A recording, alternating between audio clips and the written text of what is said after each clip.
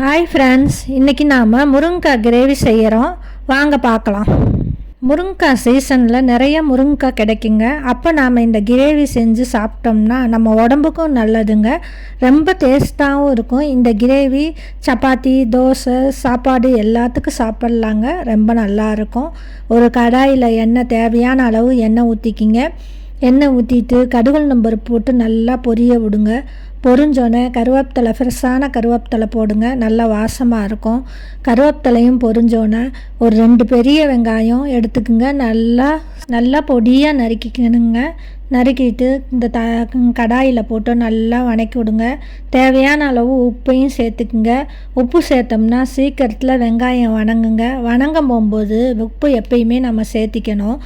இந்த வெங்காயம் நல்லா வணங்கினோன்னே 2 பெரிய தக்காளி கட் பண்ணி வச்சுருக்கீங்க. நல்லா பொடியாக நறுக்கிக்கிங்க. அதையும் போட்டு நல்லா வணக்கி விடுங்க. வணக்கி விட்டு இந்த தக்காளி உருவம் தெரியாமல் நல்லா வணங்கிடணுங்க. இந்த உப்பு சேர்த்து இருக்கிறதுனால சீக்கிரத்தில் வணங்கும். தக்காளி வணங்கலைன்னா மூடியை போட்டு மூடி ஒரு 5 நிமிஷம் வச்சோம்னா தக்காளி நல்லா வணங்கிடுங்க.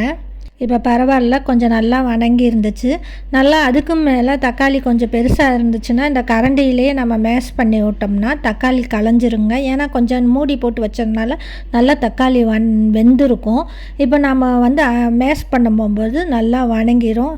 வெங்காயமும் தக்காளியும் நல்லா வணங்கின பின்னாடி 2 ஸ்பூன் சாம்பார் மிளகாய்த்தூள் போட்டுக்குங்க. இதுக்கு சாம்பார் மிளகாய்த்தூள் போட்டால் தான் டேஸ்ட்டாக இருக்கும்.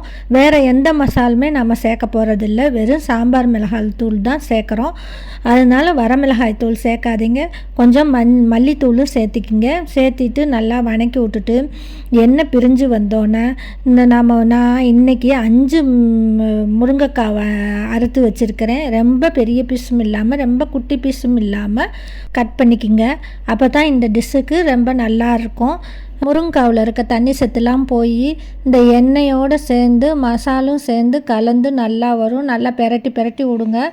பெரட்டி விட்டுட்டு தண்ணி சத்துலாம் போனோன்னே முருங்கைக்காய் மூழ்கிற அளவுக்கு தண்ணி ஊற்றுங்க. குக்கராக இருந்தால் கொஞ்சம் தண்ணி ஊற்றினாவே போதும். ஆனால் நம்ம இது கடாயில் தான் வைக்கணும். குக்கரில் வச்சோம்னா களைஞ்சி போயிடும். நம்ம கடாயில் செஞ்சால் தான் முருங்கைக்காய் முழுசாக இருக்கும், சாப்பிட்றதுக்கு நல்லாயிருக்கும். அதனால் கடாயிலே செய்யுங்க. முருங்கைக்காய் மூழ்கிற அளவுக்கு தண்ணி ஊற்றி நல்லா மூடி வச்சுட்டு ஒரு 1/2 மணி நேரம் விடுங்க. 1/2 மணி நேரம் கழித்து நம்ம எடுத்து பார்த்தோம்னா இப்படி இருக்கும். அதை இன்னும் நம்ம தண்ணியை சுண்ட வைக்கணும்.